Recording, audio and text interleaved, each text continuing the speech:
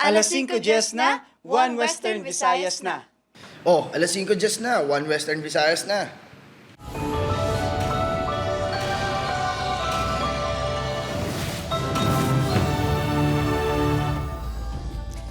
Mga balita nga aton tutukan subong nga Biyernes paggamit sang ginadumilian nga boga hugot nga ginatutukan sang kapulisan. Anom ka minor de edad nga nagpinalupok sang boga sa barangay Kasing-Kasing Molo gin turnover sa kapulisan. Mga biyahero nga nagaabot sa Bredco Port sa Bacolod City madamo gihapon. Mga palupok nga dala sang pila ka pasahero gin kumpiskar. Babae na igos ang bala sa tiil matapos magpinalupok sang pusil ang kasilingan sa Pavia, Iloilo. Suspect arestado. Balay kag Tiangge sa San Miguel, Iloilo na sunog. Samtang balaligyan sa mga prutas sa Dumaraw Public Market na sunog man. Kag madamo pa nga mga turista nagaabot sa Boracay para magbakasyon subong nga holiday season.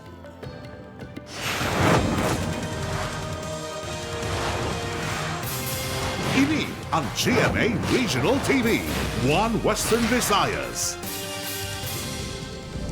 Mayong hapon Western Visayas kag Negros Occidental malantaw man kita sa live streaming sa YouTube channel sa GMA Regional TV kag Facebook page sang One Western Visayas. Sa nagapanguna nga balita anom ka mga minor de edad gindala sang barangay official kag tanod sang barangay Kasing-Kasing Molo sa police station matapos makuhaan sa mga boga. Apang iloy sang isa sa mga ini gin panginuwala nga nagahampang sang boga ang iya anak. Si Julius Bilacaol nakatutok. Gilayon nga gin pagguba sa CSWDO ang duha ka mga boga nga nakuha sa anom ka mga menor de edad sa barangay Kasing-Kasing Molo kagabi. Ang anom ang gindala sa mga barangay official kag tanod sa police station kag ginpatawag ang ilang mga ginikanan. Grupo Y lang na sila mo. Wala man si Mimako kung sino ang boga unti sila nang gindala na muntanan. Magluwas sa kapulisan, nagbulig man sa pagpakikistorya sa mga ginikanan ng CSWDO para magiyahan ang ilang kabataan. Ipang-warningan sila nga hindi nila pabayaan nila kabataan nga magpalupok sang buka basi madisgrasya kag makapanghalit pa sang iban. Gintugutan man nga makapauli ang 5 ka mga bata, apang ang isa ginkustodiaan na sa kapulisan tungod wala sang birth certificate. Kinahanglan kuno mag-community service ang isa ka bulan ng mga bata. Ang iloy sang isa sa mga ini, agrabyado. Hindi kuno matuod nga nagahampang sang boga ang 15 anyos nga nakababayi. Ang lalaki naman nga wala sang birth certificate, hinablo sini nga 17 anyos. Ang matuod kuno nga nagapalupok sang boga, ang anak sang tanod commander. Hindi ina matuod sir tanan. Ang nagahampang sang buga kagkwan, wala nila gindala dito sa may police station. Ang gindala nila nga mga kabataan, wala na tanan sang may ginimo. Ginako man nini sang tanod commander. Apang napatubang na kuno sini sa ila barangay kapitan ng bata para madisiplina kag ginpalikaw na. Apang ginpanindugan sini nga nagahampang kag nagapalupok sang boga nga anong ka mga menor de edad. Sa ila gani outpost, may mga boga pa nga gintago nga suno siya na kumpiskar sa iban pagid nga kabataan sa barangay. Gusto bang pagkanin ni Kapinet disiplina with sa tapos kinwarningan na namon nga hindi maguliwat. Wala pa sang ginreport nga nahalitan sang boga sa Iloilo City. Sa Alimudyan, Iloilo, may duha man ka mga boga kag duha ka ginatawag Holland gun ang nakumpiskar sang kapulisan kahapon. Sa probinsya, may duha na kakumpirmado nga nalukpan sang boga. Ginakampanya man sang Department of Health ang paglikaw sa paghampang sang boga bangod tuman sini kapiligroso. Upod kay Hans Desierto, Julius Bilacaol. 1. Western Visayas. Para sa dugang nga mga balita sa Negros kag Panay mangin kaupod ta si Adrian Prietos. Adrian? Yes, Jert, mga puso, madamo gid nga salamat sa Bacolod City lalaki pirason sang naigo sang ginapatyan stray bullet sa barangay Kabog. Yaring balita nga itong gintutukan. Pasado las 2 sa kagahon sa December 25, gindala sa South Bacolod General Hospital. Ang ining lalaki bangod sa naagom nga pilas sa wala nga paa. Ang lalaki amo si alias Joven, 38 anyos, taga-barangay Pahanukoy. Sunod sa kapulisan, upod sang biktimang iya duha ka mga abyan sa hinali siya nakabatsyag sang sakit sa paa. Ginkakibot sini nga may dugo na ang iya paa kag nawala nga kamot. Under investigation, kahit hindi ginaton gilayon mambal nga stray bullet. Tatlo sila Dapat sa iyang mga lalaki. Mga alas 10 ang gabi, nagsugod sila inom-inom, celebrar sa Christmas. Nagabulig na ang Community Operations Management Unit sa pag-ibisigar kung kaso ginman sang stray bullet ang natabo ukon himo lang. Wala sing na-recover nga slugs, empty shell, o provided wala kita siyang na-recover dito. Ginpaidalom na sa paraffin test sa BCPO Forensic Unit ang biktima kag ang duha kaabyan sini bilang kabahin sa investigasyon. Padayon, nga ginabulong ang biktima sa ospital. Adrian Pretos, 1 Western Visayas. Mga kapuso, 25 anyos nga babae na igo sang bala sa tiil matapos ginaligar nagpinalupok sang pusil ang kasilingan sini sa Pavia, Iloilo. Si Julius Bilacaol nakatutok. Kung basehan ining mga buho sa puwertahan kag dingding sang Tiangge, 7 gid ka beses nga nagpalupok sang pusil ang 37 anyos nga si alias Dayon sa barangay Palagon, Pavia, Iloilo kahapon sang hapon. Duha ka slag ang naglapos sa gwa. Ang isa, nag-igo sa tiil sang 25 anyos nga babae nga si alias Ace nga sadto nga tion. Nagapungko sa ila compound sa tabok sang Tiangge. Ang bata abisir nakakita, minor. So, basta nakita nilang kuruging palupok na may dala sa nga pusil, yung palupok niya. Tuman kuno kahubog sang suspect sa tion sang insidente. Gindungan sini ang pagpinalupok sa mga bata nga nagapalupok man sang trianggulo. Sang primero, gintago pa sini ang yapusil. Apang sa bulig sang punong barangay sa Palagon, ini ang ginsungka. Isa ini kanay na may revolver. Sa bola sini may duha pa kawala nakalupok nga mga bala. Wala naman sa nakitaan nga mga basiyo sa lugar. Wala man sang dokumento nga ginpresenta na suspect sa mga pusil. Kung tanagid ng palupok ang armas, i-surrender. Tingin voluntary surrender ng ang armas. Problemado kuno ang suspect sa pagbulagay nila sang iya asawa. Suno sa pila ka residente sa lugar nga wala nagatubang sa kamera. Masami ni nagamaoy. Mula na sa mag-asawa niya, kumaubog ta na doon na nuna bala. Kaya mura ganing ina-advisean kung kita pirmi, hindi kinatang pagpatupan ating asawa. Ginpaidalom sa medical examination ng suspect sang pagpadulong sang news team sa police station. Wala naman sang tawo sa balay sinikag sang Ieloy sang amon ginpadulungan. Ang biktima, padayon pa nga confined sa ospital. Ang suspect ang nagapangtubang sang reklamo nga reckless imprudence resulting in physical injury in relation to RA 10591 o Comprehensive Firearms and Ammunition Regulation Act. Upod kay Hans Desierto, Julius Bilacaol, 1 Western Visayas. Sa iban pa nga mga balita, madamo pa ang mga turista nagpadulong sa Boracay para i-enjoy ang weekend. Iban nga turista ginsulit ang nightlife sa isla antes magpauli subong nga adlaw. Si John Sala nakatutok. Last night na lang sa isla sa Boracay sa mga nagbakasyon para sa Pasko. Gani ginsulit na sang pila ka mga turista ang pagparty kag nag-enjoy sa tukar sa mga banda. May iba naman nga sa beachfront ginpili nga magpaliwaliwa. Ang grupo na dayjan nga halin pa sa Bulacan, ginsulit na kuno ang nightlife antes pa man mag-back to work. Moderate ko siya na 9 out of 10 kasi sobrang matao syempre, parang ma-inspire kang gumala-gala, ganyan. Ayun, so Boracay is so fun. Kainas ang aga nagdagsa ang mga turista sa Cagbanjati Port para magtabok na kag magbiya sa isla. Ang pamilya ni Maria nga mapauli na sa Cavite, bisan makapila ka beses na kuno nga mag-Christmas sa Boracay, hindi gihapon malikawan nga makabatsyag sang Sepangs. Actually, hindi kami nag-activities doon. Basta yung sa dagat lang talaga ang namin. Every year, nagbabarakay talaga kami. Dito kami nag-expend ng Christmas. Kung papuli ng iban, may ara naman nga pakadto pa lang kag maumpisa pa lang ang bakasyon. Sanday Daphne nga halin pa sa Cebu, excited na nga magpainit kag mag-chillax sa isla. Impulsive decision lang po talaga. Hindi po talaga na pinagplanuhan. Nagkaroon lang kami ng pag-uusap na gusto namin na magkaroon ng year-end na gala ngayon. So, nagkataon naman na within Region 6, tanging ang Aklan na lang ay hindi pa namin napuntahan. Nagapabili naman nga hugot ang seguridad sa Katiklan Jetty Port, ilabi na nga madugangan pa ang mga matabok sa isla para sa bagong tuig. Upod kay Cirilo Renduque, John Sala, 1 Western Visayas. Mga kapuso ng pagwa sa abiso ang Negros Occidental PDRRMO nga mag-aligmat sa posible ashfall tugas ang pagbugas ang aso halin sa Mount Canlaon. Ini matapos nga halos 4 ka oras nga nagbugas ang aso nga may upod nga abo ang bulkan. Umpisa alas 6:27 kainas ang aga. May kataason nga 400 meters ang ash emission. Sunod sa FIVOLCS, bantayan ang asud-asud nga ashfall gani ginapaalerto ang mga nag-aistar sa palibot sang bulkan. Nawigay naman ngayon, nagtapos siya around alas 10 o pinasing aga. Although medyo weak lang pa compare sa mga nandigan na mga assumption natin. Kaya vigilance ng Kitagapon.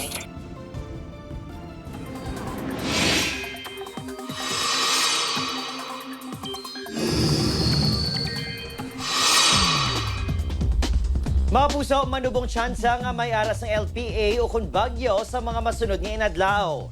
Sa Piaksini, posible sa gihapon ang mga pag-ulan bango sa epekto sa northeast monsoon o kunamihan sa dakong abahin sa Luzon.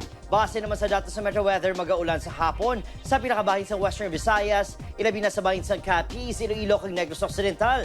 Ang mga pag-ulan sa probinsya sa Capiz, posible magapadayon pa sa gabi. May tsansa man ang pag-ulan sa ibang pangabahin sa pungsod. Ini ang GMA Regional TV, One Western Visayas.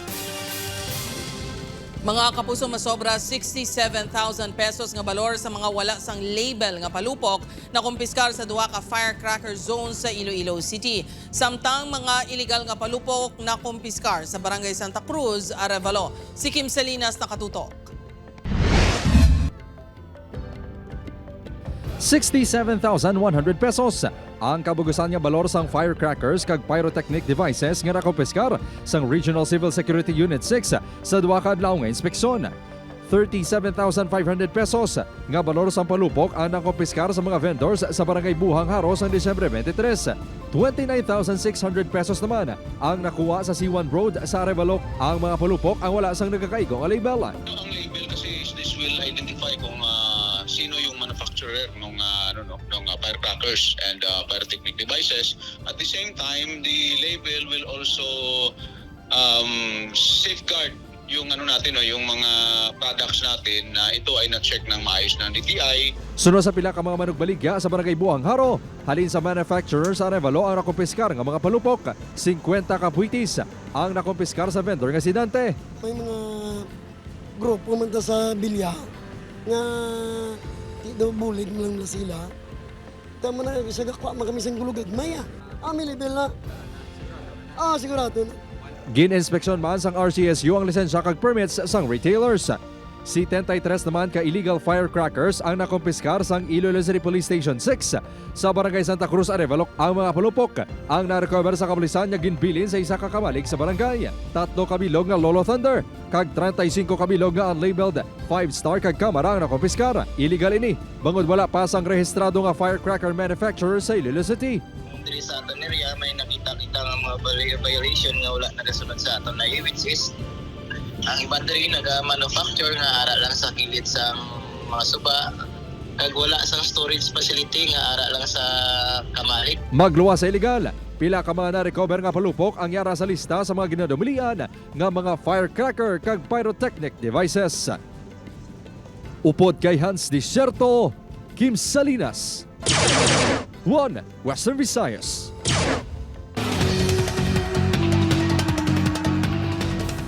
Sa Bacolod City naman mga kapuso, Pilason, ang isa ka 30 anyos naging kilala kay alias Jean sang nagbalisgad ang iya ginamaneho nga auto sa bahin sang Barangay Alihis kahapon sang hapon.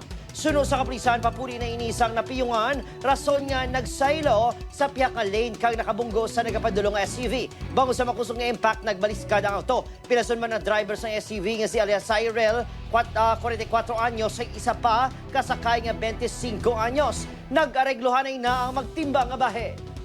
Actually nga, under na influence ng bungay mo. Sa mga driver mo, nagilagit subong patapos sa mga parking at tuwan. So, tumigil natin kaya mag-drive. Kung hindi natin malikawan ng pag-inom, pag-itakit na sa ng tao kung drive sa atin. Mga kapuso, wala na sang kabuhi sa nasapuan sa suba sa barangay Santo Niño Norte, Arevalo, si Marvin Andrade, 45 anyos, pasado alas 7 kay inasang aga. Positibo nga ginkilala ang lalaki sa iya himata nga residente man sang lugar. Sunod sa ilan, nag-inom-inom ang biktima kagabi. Posible nga nalumos inay rason sang iya kamatayon. Wala na ginpa-autopsy ang iya bangkay.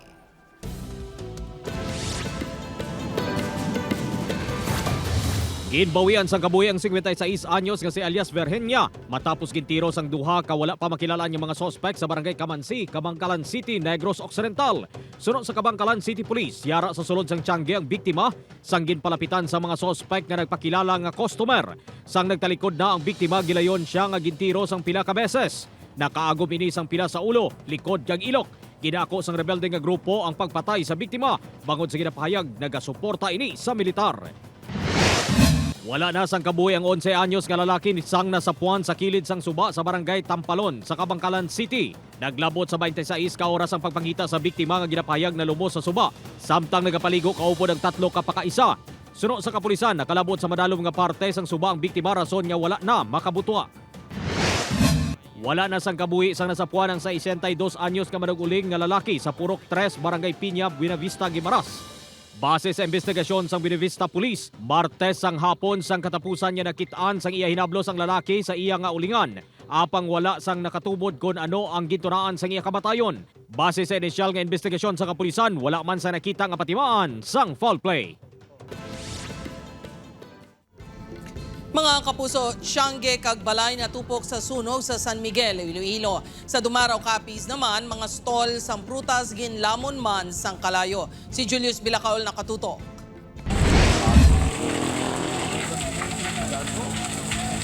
Dako nga kalayo ang nagpukaw sa katulugon sang pila ka pumuluyo sa Barangay 2, San Miguel, Iloilo pasado alas 4 kay inasang kaagahon. Ang sunog ang nagluntad sa Salvilla Street. Totally gutted ang Tiangge nga ginapanagyan sa pamilya Alcon, kag ang ila balay nga wala na ginaistaran.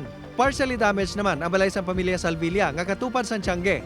Ang bana sa senior citizen nga si Seria, naglaom nga aga na bangod masanag na sagwa. Paglingling niya sa bintana, may nagapitik-pitik na. Yamang may sunog, may sunog. Amo sugwa ko na ang sunog ara na sa namon sa kilid na. Ang kalayo ang ginatudlo nga nagsugod sa balay nga mga 50 anyos na nga nagatindog kag human sa kahoy. Madasig ini nga naglaton sa Tiangge nga human man sa light materials.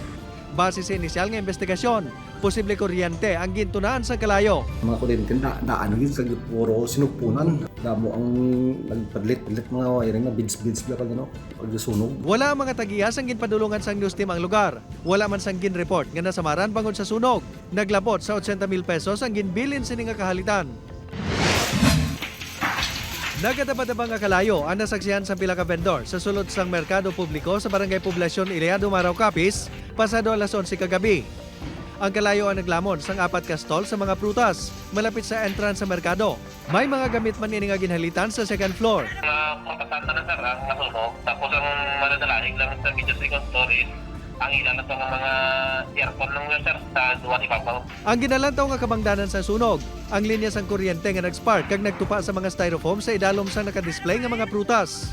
Apang padayon pa ang investigasyon sang BFP. Nakuha ko na kami na sample sir, ipadala na mo sa Arcon Laboratory, so direct na ito mo determine sa mga short circuit mong gitang iya parente.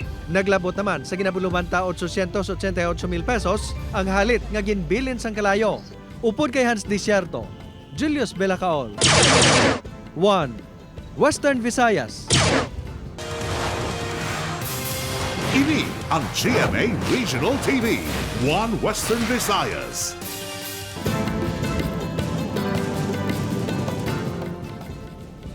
O mga puso, posible nga may pagnubo sa presyo ng gasolina samtang posible man nga may pagsaka sa presyo ng diesel sa masunod nga semana. Base sa estimates ng DOE, Oil Industry Management Bureau, posibleng 50 centimos kada litro nga rollback sa presyo sa gasolina. Wala sa paghulag o kung may pagsaka sa presyo ng diesel. Samtang 10 centimos naman ang posibleng buhin sa kada litro sa kerosene. Sa Lunes, iga-anunsyar ang pinal nga paghulag sa presyo ng gatong kay patuman umpisa Martes sang aga December 30.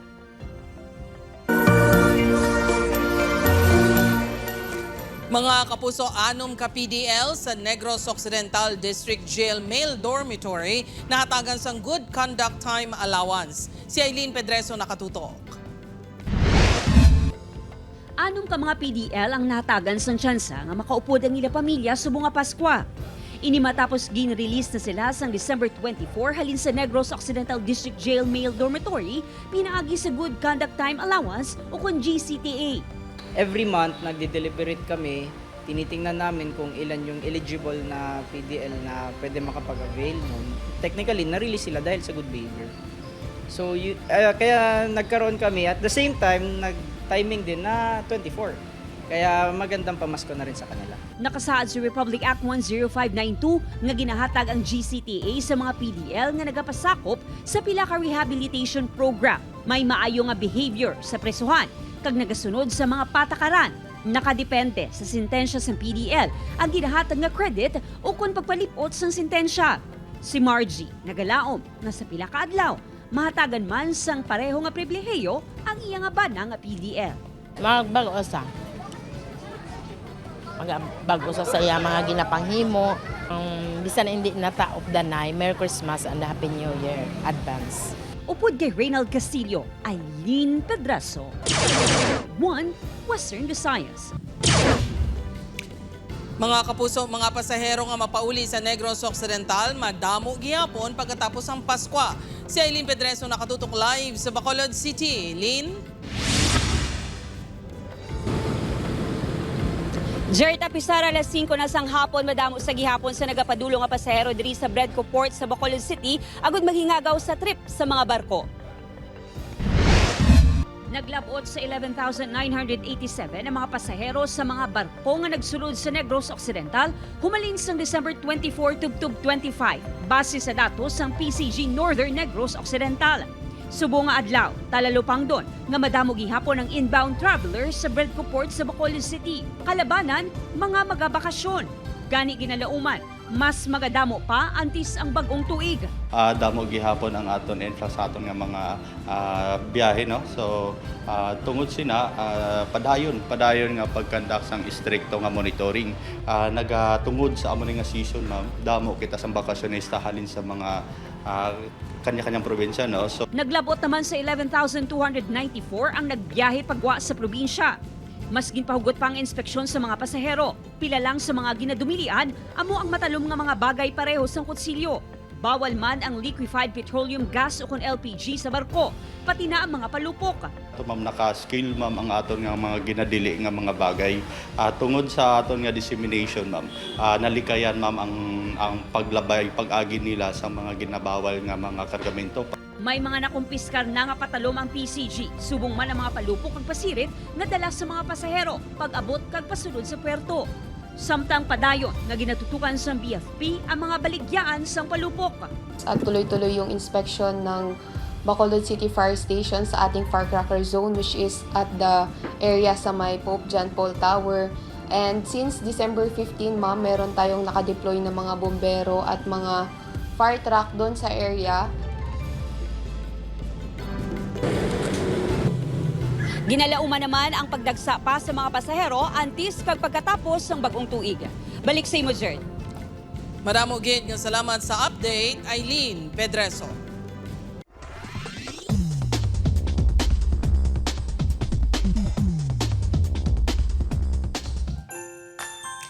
Mga kapuso, 6 ka adlaw na lang, bagong tuig na.